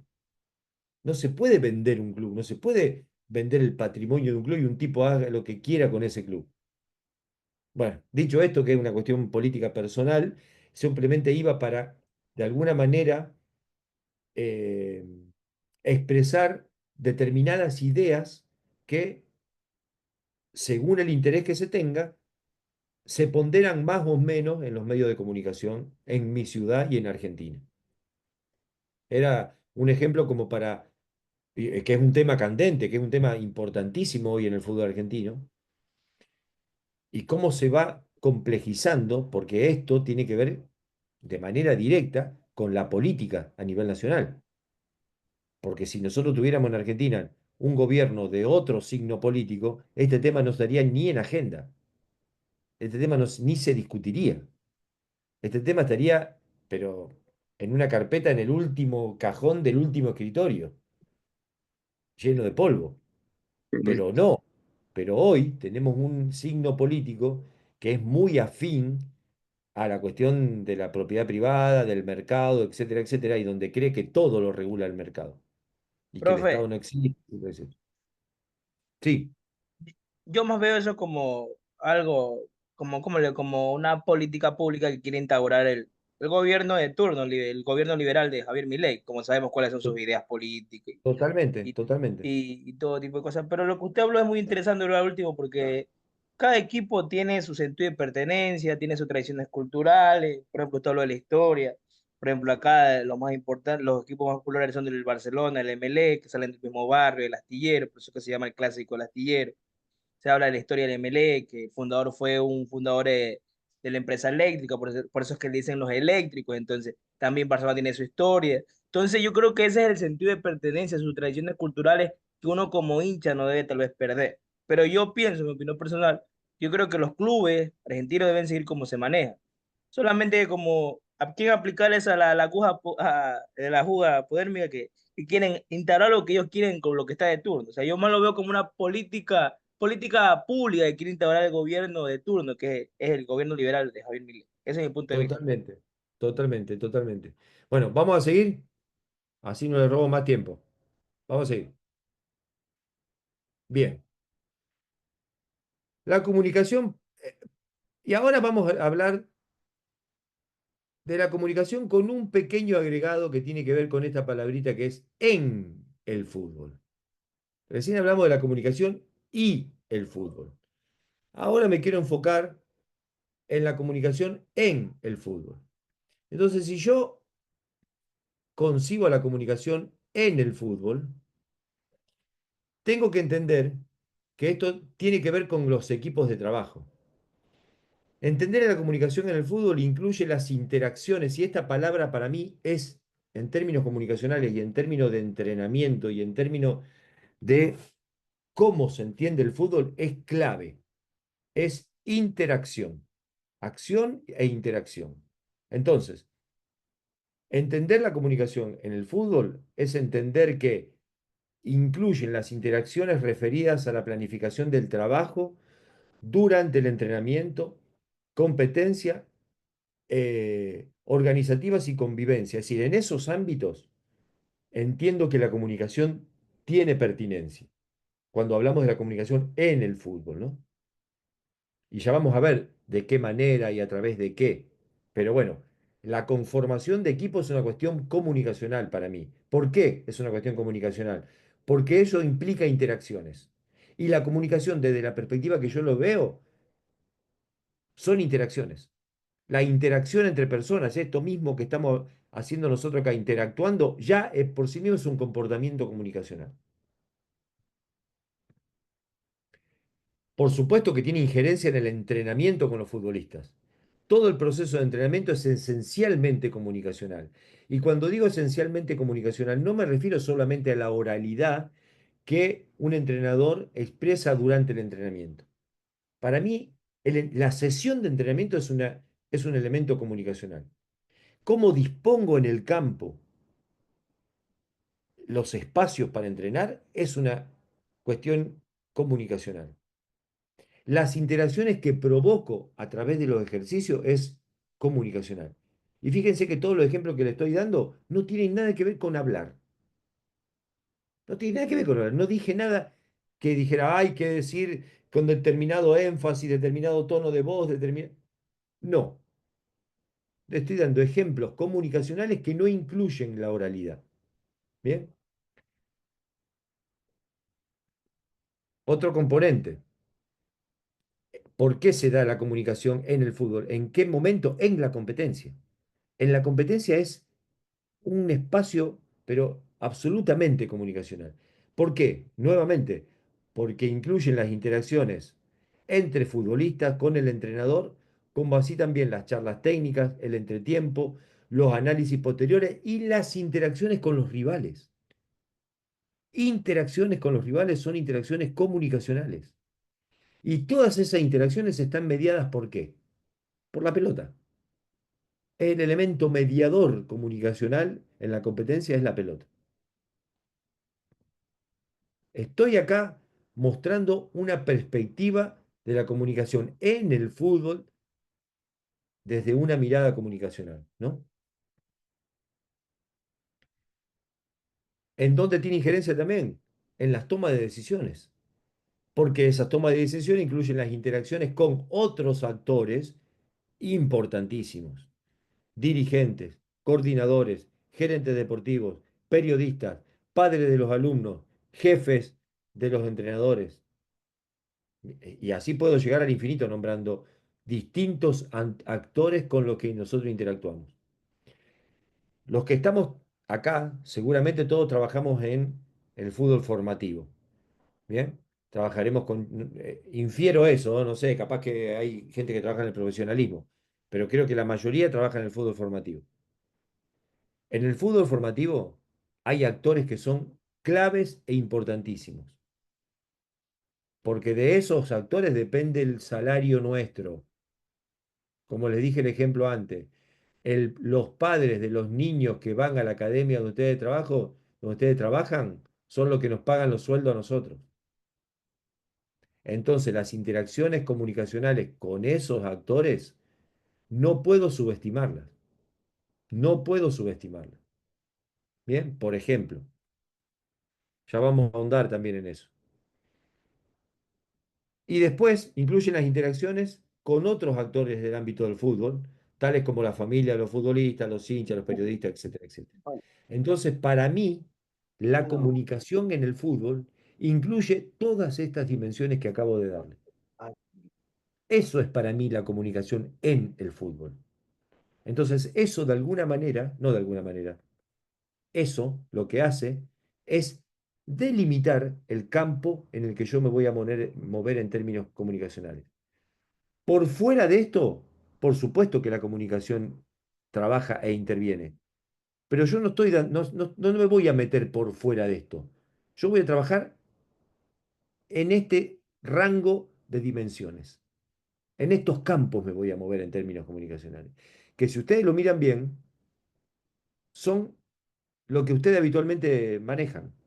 Entrenamiento, su equipo de trabajo, sus compañeros, los que toman decisiones, que son los jefes de ustedes, los ámbitos de competencia donde los chicos de ustedes interaccionan con otros chicos y el campo que rodea inmediato a este ámbito del fútbol, dirigentes, padres, periodistas, hinchas. Es nuestro mundo, este es nuestro universo, esta es nuestra galaxia en la que nosotros nos movemos habitual en mayor escala o menor escala, pero creo que estas son las dimensiones en las que nosotros habitualmente nos movemos y en donde nos vamos a enfocar la comunicación en estos ámbitos. Bien. Y acá podemos mencionar, perdón, me fui. Me fui, ¿no? Sí. ¿Me están viendo a mí o están viendo la pantalla? La pantalla. Ah, bien. Espera que me vuelva otra vez. ¿Cómo?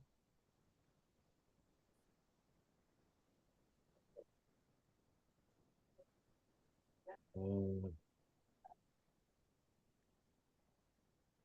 compartir. Ahí saliste Dame. de compartir. Ahí está. Ahí está. Bien. Entonces, en este sentido, yo me voy a enfocar en paradigmas tradicionales y en nuevos paradigmas de la comunicación. Y en esos nuevos paradigmas tradicionales, en esos nuevos paradigmas, una mirada sistémica, es decir, desde la teoría de los sistemas dinámicos complejos, son los nuevos paradigmas de donde yo me apoyo para trabajar la comunicación. Esto, aunque parezca medio rebuscado, después van a ver que no es así y lo vamos a tratar más fácil. Entender a la comunicación de los paradigmas tradicionales generalmente tiene que con esto. La comunicación de lo tradicional se enfoca habitualmente en que las interacciones están puestas en marcar el error sobre un hecho que ya aconteció. Lo hacemos habitualmente nosotros, sin querer lo hacemos. Nuestro jugador se equivoca y nos comunicamos con él para marcarle el error. ¿O no lo hacemos eso? ¿Bien? Desde los nuevos paradigmas de la comunicación, lo que tengo que tratar es de ayudar a superar ese malestar que produjo el error. Si un ejemplo concreto, si un jugador nuestro llega al fondo del campo y tira un centro detrás del arco, el primero que se dio cuenta que tiró el centro mal es él. Después nos dimos cuenta todo lo que estamos viendo el partido. No hace falta que yo le grite desde el banco, era el segundo palo, ¿por qué no ¿Para qué le voy a gritar eso? ¿Para qué le sirve al jugador que yo le grite eso? Pero nosotros lo hacemos. Desde una perspectiva sistémica, lo que me tengo que enfocar es el tratar de ayudarlo a superar eso. Lo que tendría que decirle es, no pasa nada. La otra, levantá la cabeza, fíjate quién viene por el segundo palo, fíjate si le podés meter al área, no la tires por tirar. Eso ayuda a que supere el error. Fíjense con qué pocas cosas nosotros podemos ayudar desde otro paradigma comunicacional. Explicitar soluciones de las situaciones a resolver. Desde el paradigma tradicional, lo que nosotros hacemos habitualmente en el entrenamiento es decirle lo que tiene que hacer. ¿No? Nos falta un joystick para manejarlo el jugador. ¿O no? Ah, me van a decir que no hacen eso. Desde otro paradigma, yo puedo, y acá apelando a algunas teorías pedagógicas, en lugar de decirle lo que tiene que hacer, yo puedo utilizar preguntas, por ejemplo. Si hiciste esto, ¿qué otra cosa podías haber hecho? ¿Qué te pedía la jugada que hicieras distinto a lo que hiciste? ¿Cómo hubieras resuelto esa jugada? Entonces, de esa manera yo ayudo a pensar al futbolista, a tener una mirada distinta del juego, a poder empezar a provocar que entienda el juego, que comprenda el juego, en lugar de decirle lo que tenía que hacer. Bueno, obviamente, excesiva comunicación conductista, todo el tiempo tocá, vení, bajá, corré, marcá, cerrá. Si eso yo lo hiciste en el entrenamiento, o no entrenaste eso. Acá lo que tengo que hacer es apelar a las acciones entrenadas como repertorio de soluciones. No decirle todo el tiempo esto, lo otro, No, la verticalidad en el discurso. Lo que digo yo es lo que vale, de los paradigmas tradicionales. De los nuevos paradigmas, la idea sería buscar un consenso y acuerdo con los futbolistas.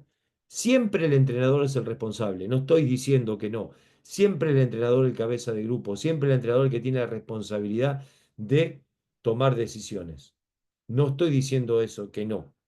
Lo que estoy diciendo es que la verticalidad del discurso, de que acá se hace lo que yo digo, no da espacio para que crezca nadie, ni el futbolista, ni tu compañero de trabajo, nadie. ¿Se entiende? Y por último, desde la perspectiva tradicional se concibe la comunicación solo en términos de oralidad. O sea, comunicación es hablar nada más. Desde los nuevos paradigmas es mucho más amplio el concepto de comunicación. El concepto de comunicación desde los nuevos paradigmas lo que trata es entender a la comunicación en múltiples dimensiones, que ya las vamos a ver cuáles son esas dimensiones en los próximos encuentros. La profesión del entrenador es esencialmente comunicativa. ¿Por qué es esencialmente comunicativa? Porque un entrenador es, aunque no quiera, es un comunicador. Aunque no se lo proponga, aunque no lo haya pensado nunca, es un comunicador. Todas las tareas que realiza un entrenador son comunicacionales. Todas, todas, absolutamente todas. Pónganse a pensar si no. Todas son comunicacionales. Solo que uno no las piensa así. ¿Por qué es esencialmente comunicativa?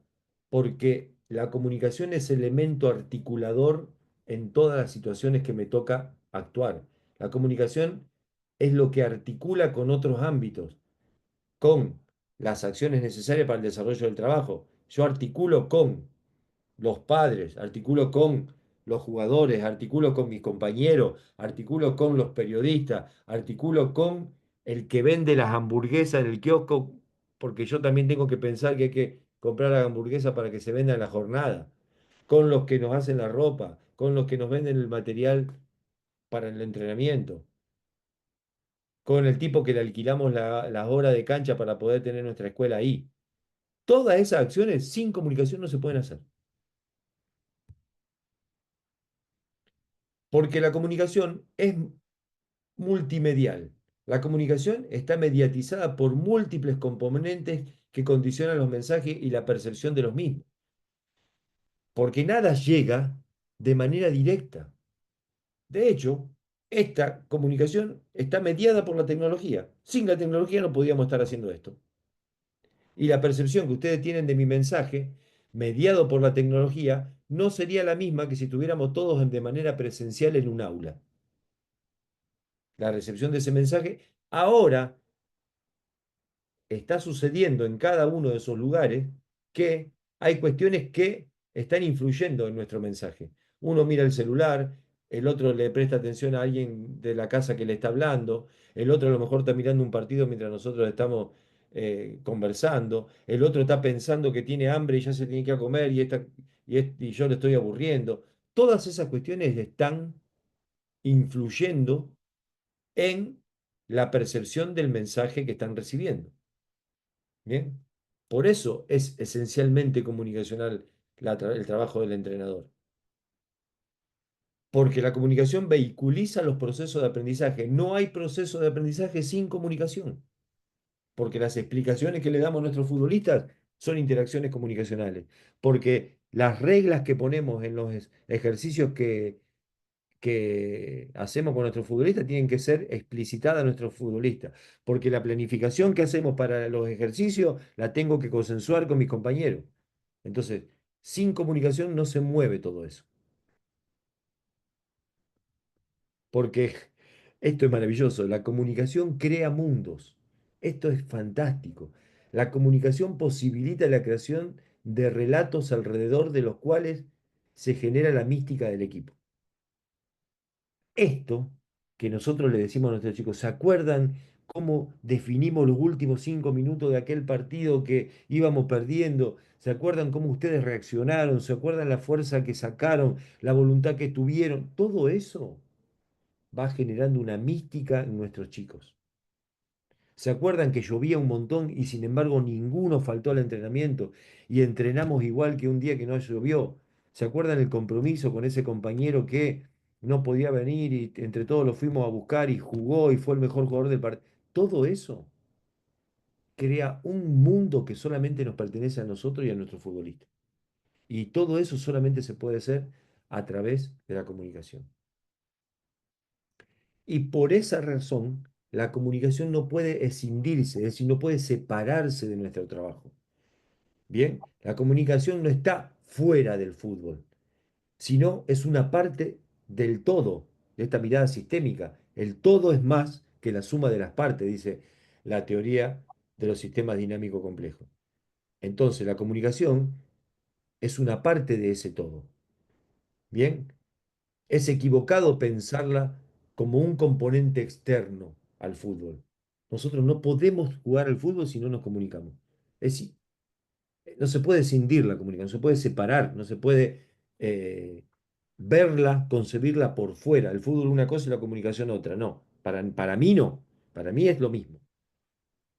Bueno, básicamente es esto lo que yo quería contarles en este primer encuentro, que ya llevamos 1 hora y media casi. Y que un poco prepararlos para lo que viene en los próximos encuentros, en donde ya nos vamos a enfocar en una teoría de la comunicación en específica, que es la teoría de la comunicación estratégica en activa, se llama, y que es en donde yo me apoyo como comunicador para trabajar lo que trabajo en el fútbol. Y espero que les resulte interesante. Tengo bibliografía para ofrecerles si quieren ampliar sobre el tema. Si les interesa, ya me lo dirán después de la próxima clase, si se aburren o les interesa. Eh, Listo.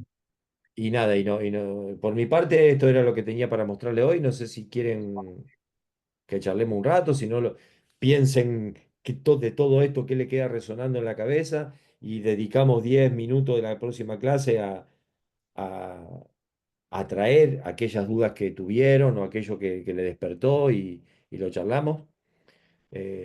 Como vos quieras, Luis. Sí, José Pablo, tal vez tenemos un par de preguntas que podemos dar paso a los estudiantes y de Bueno, ahí ya cerraríamos la clase. bueno, cómo no, Eh, cómo no. John Grueso, tal vez, abre el micrófono y puede hablar. Buenas, Dale, buenas John, noches, profe. ¿cómo Profe, yo va? tenía una pregunta. Dale. No tanto pregunta, sino que una idea y ahí para ver si estoy trabajando bien. Profe, yo soy de la idea de que en el entrenamiento el entrenador tiene que decirle, hablar con el jugador y llegar a un consenso sobre los errores y cómo mejorar. Y en los partidos por general yo no les digo nada, ¿sí? ¿Por qué? Porque es un examen y ellos ahí tienen que desarrollar. En el entretiempo sí, pero mientras ellos están jugando, pequeñas indicaciones, como cambio de marca, relevo, cosas así simples. Pero ya Bien. que cómo tienen que centrar, bajar el balón, eso no, lo dejo porque el entrenamiento sabemos corregir eso. Ya, y ahora en las jugadas, cuando yo sé que cometen un error o entregan un balón, yo retrocedo y le digo que ellos mismos analicen para ver cuál es la mejor opción de pase para ellos. Eso quería ver para ver qué usted opina, que si estoy haciendo bien o... A mí me parece perfecto eso. A mí me parece perfecto. Muchas veces no lo hacemos por ansiedad, por falta de tiempo, porque a nosotros nos lo enseñaron de esa manera y nosotros reproducimos la manera en que hemos aprendido. Pero me parece que es importantísimo esto que estás haciendo vos de poder eh, encontrar un lugar de reflexión sobre el juego. Eso puede ser a posteriori del entrenamiento, puede ser en los momentos de descanso de los ejercicios, puede ser en una sesión de video, puede ser en el momento que vos consideres más pertinente hacerlo. Lo que sí yo creo que es importantísimo, como lo que vos estás haciendo, Johnny, es eh, la utilización de preguntas. Ahí radica para mí el kit de la cuestión. En la calidad de las preguntas que nosotros hagamos a los chicos. Ahí radica para mí el secreto de la cosa. Si nosotros utilizamos preguntas cerradas donde la respuesta sea sí, no, estamos fritos. No hay aprendizaje, no hay reflexión, no hay manera de que pueda pensar. Ahora, si las preguntas son de índole abierta, es decir, este tipo, ¿viste la jugada que terminó con un remate al arco? Que en el segundo tiempo, a lo mejor vos tenés el video. ¿Viste esta jugada? Listo. La pregunta abierta sería, ¿qué te pedía la jugada en ese momento? ¿Qué hubieras podido hacer en ese momento? ¿O qué viste vos en ese momento para decidir lo que decidiste? Entonces ahí el pibe va a poder ensayar un montón de respuestas, de acuerdo a su capacidad de poder entender el fútbol, de poder razonar, a su capacidad de pensamiento abstracto, que también nosotros tenemos que ayudar a desarrollar. No es que el pibe viene ya con esa capacidad, porque es verdad esto que nos pasa a ustedes y a nosotros en Argentina. El fútbol, tradicionalmente, lo practican personas que vienen de una composición socioeconómica baja. ¿Bien? No es lo mismo que el rugby, no es lo mismo que el hockey, no es lo mismo que el tenis. Habitualmente tenemos chicos con dificultades para expresarse, porque no tienen mucho vocabulario, porque vienen de familias que tienen necesidades, porque, bueno, en fin, por todas las carencias que tienen los chicos en nuestra Latinoamérica, ¿no? Y a veces nos pasa que tenemos chicos que tienen esa dificultad para expresarse. Nosotros, como docentes, porque vuelvo a traer esto que dije antes, nosotros siempre entablamos una relación de docencia con nuestros futbolistas, tenemos la responsabilidad de ayudarlos a desarrollar su capacidad comunicacional. Y la primera condición que tenemos para eso es darle seguridad que cuando ellos van a decir una cosa, nunca, pero nunca, pero nunca tiene que ser descalificada por nosotros. Nunca. Todo lo que diga ese chico en ese ámbito de seguridad que nosotros le proporcionamos, tiene que ser ponderado por el entrenador, para que él se pueda sentir seguro que lo que dijo no va a ser ni menospreciado, ni calificado, ni nada por el estilo, sino que va a ser un ámbito donde él pueda comunicarse con seguridad, con tranquilidad y con la posibilidad de que pueda intercambiar con el entrenador. Entonces, mientras esas condiciones se den, yo creo que ayudamos muchísimo a los chicos a reflexionar sobre el juego. Porque de última lo que nosotros queremos que hagan eso, que adopten el hábito de reflexionar sobre el juego. Sea lo que nosotros queremos que ellos reflexionen mientras lo están haciendo, que es lo más difícil del entrenamiento, es lograr eso, es lograr que piensen mientras juegan. Pero bueno, es todo un trabajo, para eso somos entrenadores, ese es nuestro laburo, ¿no? Y ese es el arte del entrenador, a mi manera de ver. No sé si respondo con eso. Listo, José Sí, Pablo. gracias, Bueno, profe. creo que nos hemos pasado un poco y si es que ya no hay otra pregunta, pues vamos a despedir al profe. Entiendo que ya son las 11:30 de la noche y tendrás que descansar, José Pablo. Y el día miércoles, pues estaremos puntuales aquí para seguir con este muy interesante tema que personalmente me ha agradado mucho y entiendo de que así va a ser para todos los estudiantes. Entonces, señores, si es que no hay ninguna otra inquietud, vamos a cerrar esta sesión y nos encontramos el día miércoles. Muchísimas gracias, José Pablo, y nos encontramos el miércoles. Muy bien, buenas noches para todos. Nos vemos el Profe, miércoles nuevamente. Abrazo grande. Chau, chau. buenas Gracias noches. de Buenas nuevo. noches, Buenas noches, buenas profe. Nos noches. vemos, Bendiciones, profe, hasta el cuídese. miércoles. Buenas noches.